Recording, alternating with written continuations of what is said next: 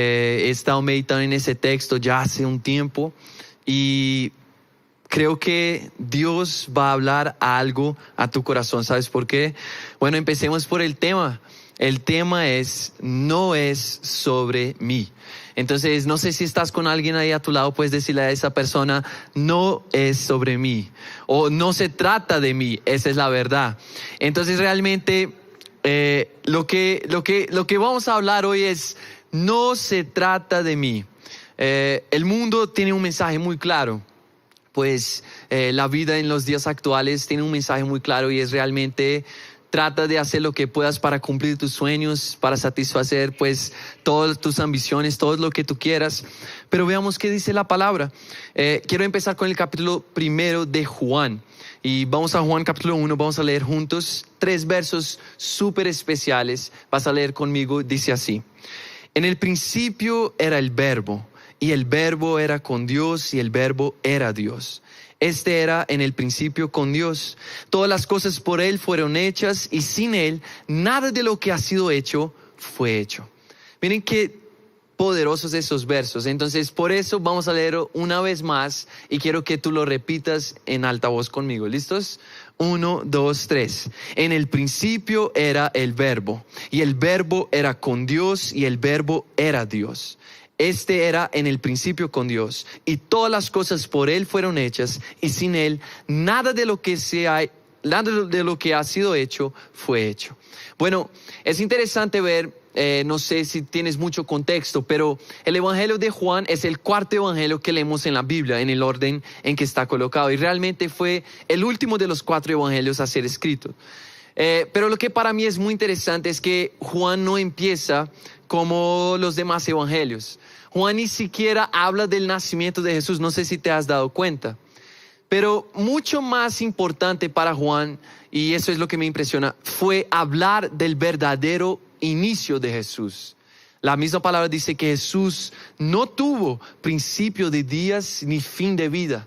Y eso es impresionante. Claro, lo conocemos como el Mesías que se hizo hombre y vino a la tierra. Y vamos a hablar de eso. Pero Jesús en sí es Dios y Él tiene esa naturaleza divina. Y Él no tuvo un principio de días. Y es impresionante porque Juan empieza en ese momento trayendo una revelación muy importante para nosotros. Él comienza a hablar del verdadero comienzo de Jesús. ¿Quién es Dios? ¿Quién es Jesús para nosotros? Y lo nombra el Verbo. Bueno, quiero hablar de las 5 cosas que él habla en ese texto rápidamente. La primera, Él existía en el principio. Jesús ya existía desde el principio, antes de nuestro inicio, antes de nuestra existencia. Jesús era, Jesús existía. Lo segundo, él dice, Él estaba con Dios. Entonces vemos esa comunión. Lo tercero dice, Él era Dios. No es solamente una comunión, y hay un misterio aquí, porque de cierta manera, al mismo tiempo, Él es una persona que tiene su independencia, pero es uno con el Padre. Y bueno, ya vamos a hablar más de eso también. Entonces, la primera, Él existía en el principio. La segunda, Él estaba con Dios. La tercera, Él era Dios. La cuarta, vemos que el verso habla que es Él. O sea, que el Verbo no es sencillamente una persona que no sabemos el sexo, no sabemos quién sería, pero él menciona Él. Y claro, podemos saber que es Jesús. Él está hablando del Verbo y está hablando de Jesús. Y lo último, número 5, dice que todas las cosas por Él fueron hechas. Ahora, para mí eso es muy impresionante, porque ese texto nos habla de 5 cosas primordiales. Nos habla de que todo fue establecido en Jesús. Jesús sostiene el mundo. Pero lo que es muy, muy interesante para mí es lo que dice en el verso 14 del mismo capítulo. Después de hablar de quién Jesús es, de su importancia, él dice lo siguiente: y aquel Verbo fue hecho carne y habitó entre nosotros, y vimos su gloria, gloria como del unigénito del Padre, lleno de gracia y lleno de verdad. Y no sé, quiero tomar un momento contigo para decir lo siguiente. No sé si te das cuenta cuán loco es pensar que Jesús, ese mismo Jesús que leímos en los primeros 3 versos, se hizo hombre. Y quiero tomar un momento para decir lo siguiente. creo que nos hemos acostumbrado mucho con la idea de que Jesús se hizo hombre y ya no causa en nosotros ningún espanto o no quedamos maravillados como era al inicio. De cierta manera perdimos esa pasión de cuando escuchamos por la primera vez. No es que el Padre lo hizo hombre, Jesús se hizo hombre. Fue una opción personal de Jesús. Jesús tomó la decisión de ser hombre. Él era Dios, Él estaba con Dios en el inicio, Él estaba desde el principio de toda la existencia, y Jesús se hizo hombre.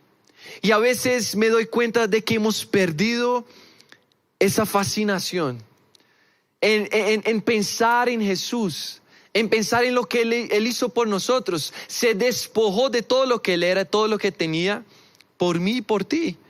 Y es interesante porque las buenas noticias que representa Jesús siempre deben hacer nuestro corazón latir más fuerte. Siempre deben hacernos encontrar esperanza otra vez. Jesús se hizo hombre. Él no fue obligado por el Padre. Él no fue obligado por ninguna otra persona, por ninguna otra circunstancia. Aunque el hombre había caído, el hombre solo había caído. Y Jesús no tenía ninguna obligación de despojarse de toda su gloria. Pero Él lo hizo. Y aquí lo que quiero enfocarme contigo es ahora, ¿por qué lo hizo? Y entonces, ¿cuál es la naturaleza de Jesús? ¿Quién es ese Jesús que se hizo hombre? Se despojó de todo lo que era y tenía por nosotros. Y aquí quiero hablar contigo del significado de la palabra verbo. Juan empieza hablando de Jesús como ese verbo. Entonces volvemos al inicio del texto. ¿Por qué usa el término verbo? Bueno, el Nuevo Testamento fue escrito en griego. Y eso es muy interesante porque, claro, era el pueblo de Israel, el pueblo judío, pero el idioma dominante en la tierra, pues en casi todas las naciones en esa época, era el griego. Y de esa misma manera, el Nuevo Testamento fue escrito en griego, Juan escribió en griego, y la palabra que él usa aquí es logos. ¿Y logos qué significa? Es muy interesante porque logos tiene varios significados, no solo un significado, y por eso es tan difícil traducir. Algunas traducciones dicen el verbo de Dios, otras traducciones dicen que Jesús es la palabra de Dios, y está bien, pero realmente quiero hablar un poquito de eso contigo y quiero decir lo siguiente. Dos traducciones posibles son palabra y verbo. Empecemos por esas dos.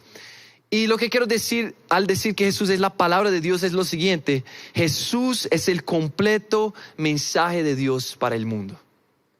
Jesús, todo lo que Dios tenía por decir está reflejado en la vida de Jesús. Todo lo que Dios quería decir de alguna manera a la humanidad fueron las palabras que Jesús dejó aquí en la tierra cuando vino. Por eso Jesús es la palabra de Dios.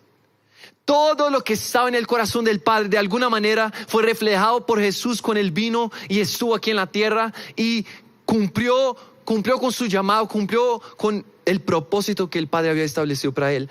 Pero lo segundo es, ¿en qué vemos que Jesús es el verbo de Dios también? En lo siguiente: Jesús es también la acción de Dios para el mundo. Entonces vemos dos cosas. Primero, Jesús es la palabra, es el completo mensaje de Dios para el mundo, pero Él también es la completa acción de Dios para el mundo. Eso significa que todo lo que hizo Jesús era lo que el mismo Dios quería hacer con el mundo. Cuando Jesús se acercaba a un enfermo, cuando se acercaba a un paralítico, cuando se acercó a las personas que eran rechazadas, cuando Jesús corrigió a sus discípulos, cuando de cierta manera hablaba con los hipócritas y les decía: hey, ustedes no viven lo que predican, Jesús estaba dando el mensaje del Padre para el mundo. Un mensaje de amor, pero un mensaje de disciplina. Un mensaje de esperanza, pero también un mensaje de arrepentimiento. Arrepiéntanse y encuentren la salvación. Jesús es, escuchen eso, Jesús es la expresión exacta del Padre para el mundo. Y eso es tan impactante para nosotros, porque todo lo que el Padre quería decir y hacer fue reflejado en Jesús. Esa es la importancia y la significancia que tiene Jesús para nosotros. Jesús es la exacta expresión del Padre siempre que Jesús guió a los discípulos, los enseñó. Por fin, al tomar la cruz para la salvación de la raza humana, escuchen eso, no fue algo que nació en el corazón de Jesús solamente. Eso era lo que Dios quería hacer por la humanidad. Jesús es la palabra de Dios, Jesús es el verbo de Dios.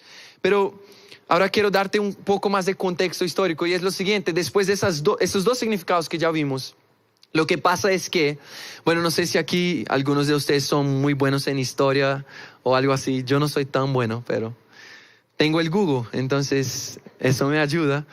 Y pues lo que he podido averiguar, claro, ya estudiando un poquito, es que algunos años antes de Jesús, antes de la venida de Jesús a la tierra, lo que pasó fue lo siguiente. Claro, varios filósofos griegos empezaron a tomar esa misma palabra, logos, y a darle diferentes significados, cada uno con su teoría, cada uno con su pensamiento.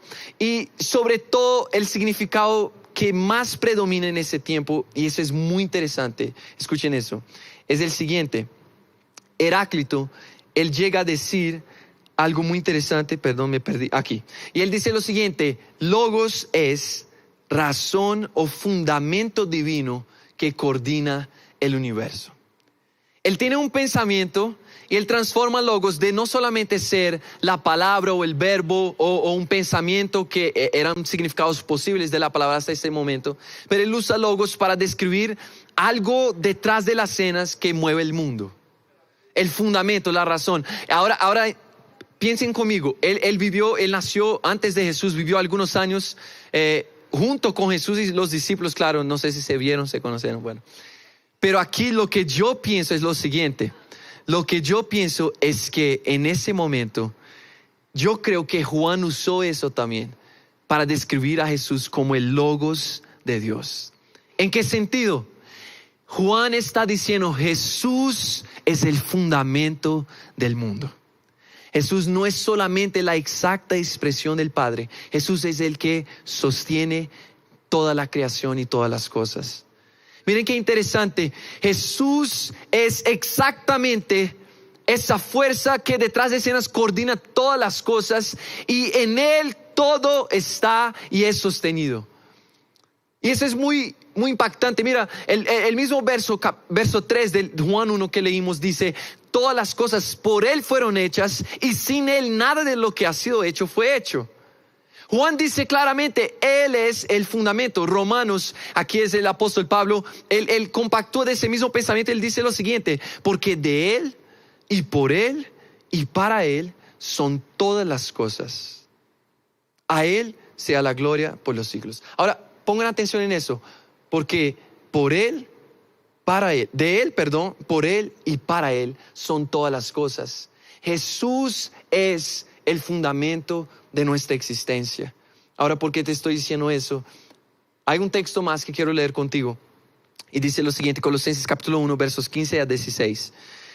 Él es la imagen, y es el mismo apóstol Pablo, hablando de ese mismo pensamiento. Él dice, Él es la imagen del Dios invisible, el primogénito de toda creación. Porque en Él, está hablando de lo mismo que habló Juan, ¿perciben?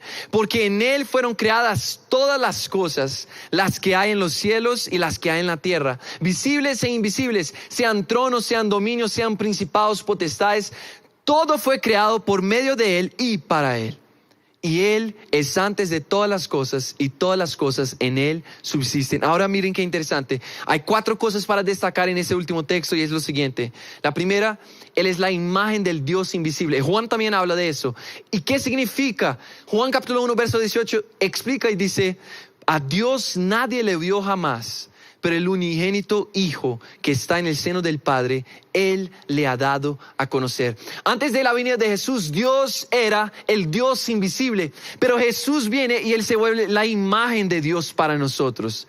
La imagen visible de un Dios que antes era invisible para nosotros. Jesús es la personificación de una relación que podemos tener con el Padre. Jesús se vuelve la imagen de algo que no era físico antes. Jesús es la imagen del Dios invisible. Lo segundo, el primogénito de toda creación. ¿Por qué? Porque Jesús vino como el único Hijo del Padre cuando Él descendió a la tierra. Pero cuando volvió a la tierra, conquistó toda la raza humana otra vez para el Señor. Y entonces Él volvió como el primero. el primer hijo. Vino como único, volvió como el primer hijo. El primer de muchos, nos hizo hijos y coherederos juntamente con Él. Lo tercero es que Él dice y compactúa con lo que dice Juan y dice, en Él todo fue creado. Dice, todo fue creado por medio de Él. Y sabes, otra vez Él habla de cómo Jesús es ese fundamento y Él dice lo siguiente, para mí Él está diciendo lo siguiente, todo fue creado por medio de su poder, de su creatividad, de su amor. Él sostiene toda la creación en sus manos. Y lo cuarto y último es lo siguiente, para Él, todo fue creado. Y quiero detenerme en ese momento, en ese punto. Para Él, todo fue creado. ¿Sabes? No solamente es todo por Él, porque a lo que me refiero es lo siguiente. Creo que estamos muy acostumbrados con la idea de que Dios es nuestro creador, ¿sí? Y muy acostumbrados con la idea de que, de cierta manera, Él es soberano sobre todas las cosas. Ok, entonces Él empieza diciendo, porque todo fue creado por Él. Ok, lo sabemos, todo bien. Pero Él dice, todo fue creado por Él y para Él. Aquí cambia todo. Porque no, Él hubiera podido crear al universo, a toda la raza humana y ser indiferente con nosotros. O hacerse a su lado y nosotros a nuestro, como muchas personas realmente piensan, pero no es lo que dice la palabra. La palabra dice que todo fue creado por Él y para Él. Eso me hace pensar que cuando nosotros entendemos quién Él es y cuál es su naturaleza, miren qué interesante. No hay otra respuesta sino entender para quién vivimos, para quién respiramos. Entonces no es solo entender que soy hijo de Dios, es entender lo siguiente, vivo para Dios. Eso cambia completamente nuestras vidas. Eso cambia completamente nuestra manera de invertir nuestro tiempo. ¿Cómo estoy invirtiendo mi tiempo aquí en la tierra? Entiendan, cuando entiendes quién Él es, si fuimos creados para Él, entonces la vida no gira alrededor mío, sino alrededor de Él. Si fui creado para Él, yo sé que el mundo dice todo lo opuesto, pero no importa porque yo ya entendí que si tengo algún propósito, ese propósito va a ser para Él. Si tengo algún llamado, ese llamado va a ser no para mí, para Él. No va a ser ni siquiera para la humanidad, no es tanto lo que yo puedo hacer por los demás, ¿qué puedo hacer yo por Él? Para Él. Eso me impacta, eso me hace pensar cómo he vivido mi vida. Miren, les comparto algo y es lo siguiente. Algunas semanas atrás yo estaba pensando, estaba viendo algunos proyectos de todo tipo de cosas han sacado en esa cuarentena, ¿sí o no? La gente ha tenido tiempo en sus casas y lo que más han sacado son cursos, ideas diferentes y no sé qué. Y la gente en redes está subiendo pues contenido y haciendo eso y aquello. Yo dije, Saris, vamos a hacer algo, no sé, hagamos algo. Y le comenté una idea y ella dijo, Lau, ok, está bacano, pero te tengo una pregunta.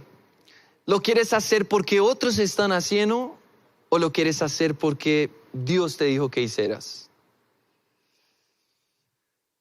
Y entonces cuando ella me hizo esa pregunta, yo me examiné y me encontré en falta con mi propósito, con mi creador, porque no fui creado solamente por Él, pero para Él.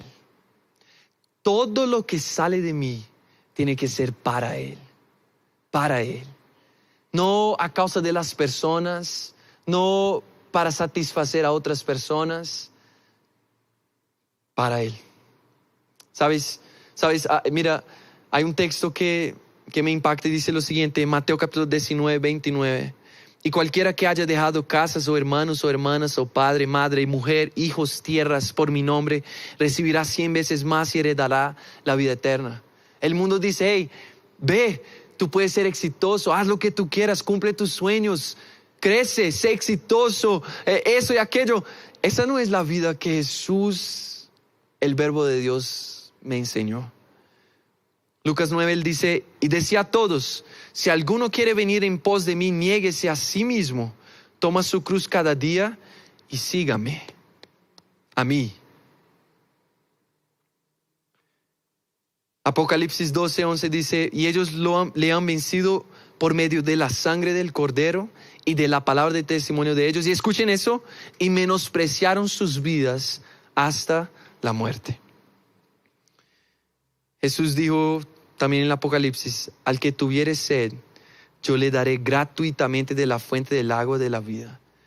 El que venciere heredará todas las cosas, y yo seré su Dios y él será mi hijo. Miren qué palabra tan poderosa. El llamado de Jesús para nosotros es, encuentren en mí todo lo que necesitan.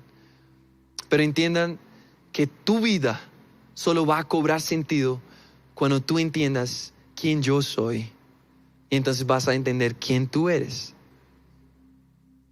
Es así de sencillo. Las cosas no fueron solamente creadas por mí, sino también para mí.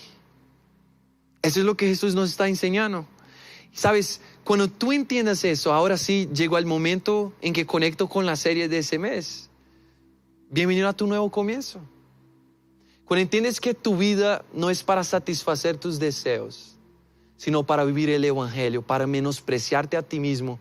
Wow, de pronto te conectaste la semana equivocada porque no fue el mensaje de motivación más. Es un mensaje para morir. Ese es el mensaje del evangelio.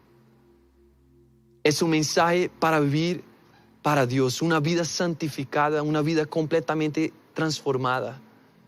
Incluso ya me he pasado el tiempo, pero no puedo dejar de predicar el evangelio de Cristo. Romanos 11:36, y ahora sí, quiero que nos quedemos con este texto. Dice, porque de Él, por Él y para Él son todas las cosas. A Él sea la gloria por los siglos. Amén. Sabes, quiero invitarte en ese momento a orar conmigo. Cierra tus ojos y ese es tu momento. Ese es tu momento para decirle, perdóname, Señor. Yo no había entendido que no es sobre mí. No se trata de mí. Ahora entiendo por qué cuanto más busco el éxito, más vacío me siento. Cuanto más busco eso y aquello, cuanto más actúo de acuerdo a mis emociones y mis deseos, más lejos me siento de ti. Ahora entiendo, Señor. Ayúdanos a vivir el verdadero evangelio. Permítenos en ese mismo momento arrepentirnos de nuestros pecados y recibir un nuevo comienzo para nuestras vidas. Ese es el mensaje del evangelio, que Dios amó al mundo de tal manera que entregó a su único hijo para que de uno muchos existieran.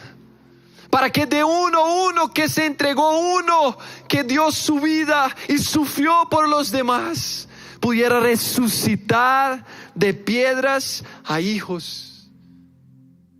Él nos hizo hijos juntamente con Él. Nos hizo coherederos juntamente con Él. Eso significa que tenemos derecho a las bendiciones celestiales. Tenemos derecho. Tú dijiste, cualquiera que haya dejado su vida y todo lo que más precioso tenía, va a recibir 100 veces más aún en esa vida. Y por encima de todo, heredará lo que plata ninguna puede comprar: la vida eterna. Señor, anhelamos probar de lo que es eterno. Anhelamos probar del verbo de Dios. Tú eres la palabra de Dios. Tú eres el fundamento del mundo, Jesús. En ti están todas las cosas. En ti subsisten todas las cosas. Estoy aquí para servirte y conocerte. Ahora entiendo que esa vida no es sobre mí. es sobre ti, ni tampoco es sobre lo que puedo hacer por otras personas. Antes de eso, es sobre entender que estoy aquí para ti. Y tú me guiarás a hacer las obras correctas. Tú me guiarás a un llamado que has preparado para mí. Pero antes, hazme entender qué es amarte y conocerte. Qué es vivir para ser agradable a ti. Qué es soltar las cosas mías para recibir las tuyas. Sabes, joven, no sé si ese es el momento en que debes tomar un rumbo diferente en tu vida. De pronto hay una área específica en tu vida, tus estudios, tu carrera profesional, una relación que tienes con una persona, y tú sabes que eso no es lo que Dios tiene para ti. De pronto la manera como estás manejando tus finanzas, de pronto tu relación con tu familia, no sé. Pero constantemente hay cosas en nuestras vidas que nos alejan de Dios. Ese es el momento para entregarle.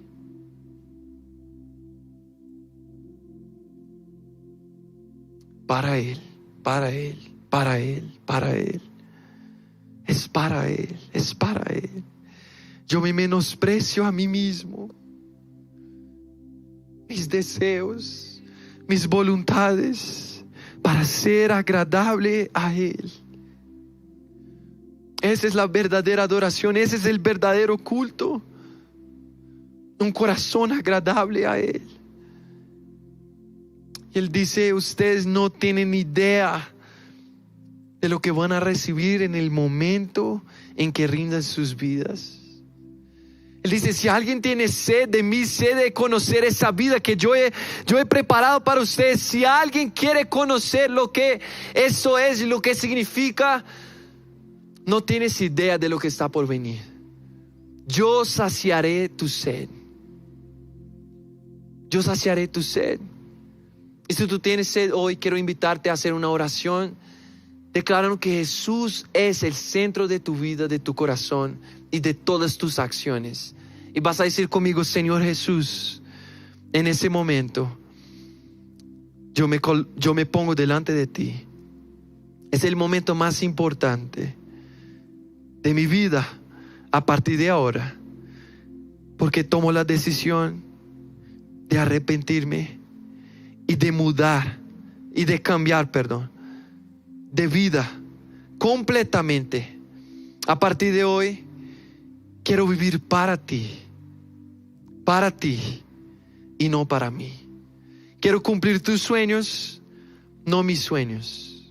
Quiero hacer tu voluntad, no mi voluntad. Y si algo dentro de mí está mal, cámbiame ahora mismo, por completo. Lávame de mis pecados, lávame con tu sangre, Jesús, y límpiame. Perdóname de mi maldad. Y vas a decir, todos vamos a decir juntos, vas a decir conmigo, y hoy, Jesús, yo te recibo como mi Señor, mi Salvador, el dueño de mi vida. Te pido, escribe mi nombre en el libro de la vida y dame un futuro eterno contigo. En el nombre de Jesús. Amén y amén.